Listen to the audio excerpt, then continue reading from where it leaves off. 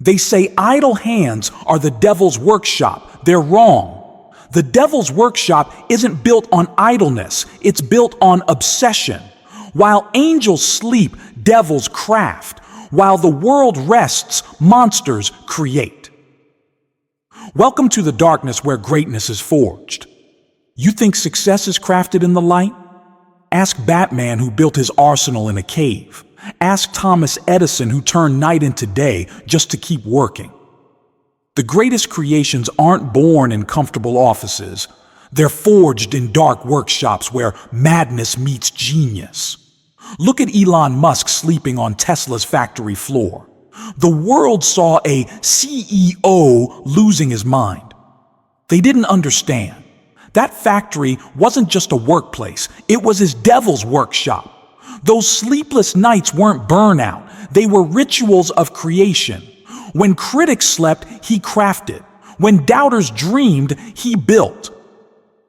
Your 3 a.m. obsessions, those aren't disorders. They're your crafting hours.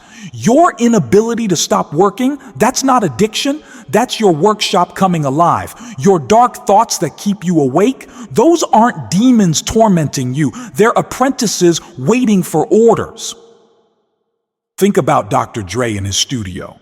Hours blending into days, days blending into nights. The world called it perfectionism.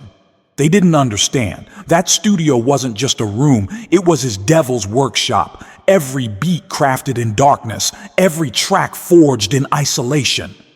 That's not music production, that's dark alchemy. Stop apologizing for your obsession. Stop explaining your long hours. Stop justifying your solitude.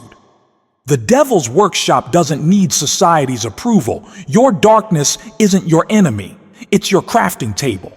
Your isolation isn't your prison, it's your forge. Look at Christopher Nolan writing Inception. Months in isolation, crafting layers within layers. The world called it excessive. They didn't see what we see. Every great creation requires its own darkness. Every masterpiece demands its sacrifice of light. But understand this, the devil's workshop isn't about evil. It's about embracing the darkness required for greatness. It's about understanding that light doesn't create. It only reveals what darkness has crafted. Your workshop isn't a place of destruction, it's a sanctuary of creation. James Cameron spent years in his workshop crafting Avatar. The industry thought he'd lost his mind. But in that darkness, in that obsession, in that madness, he wasn't losing anything. He was crafting the future. That's not filmmaking. That's devil's work. Your workshop is calling. That space where time loses meaning, where obsession meets precision, where madness breeds masterpieces. Society fears these places. They fear the solitude, the intensity, the darkness required for true creation. Let them fear.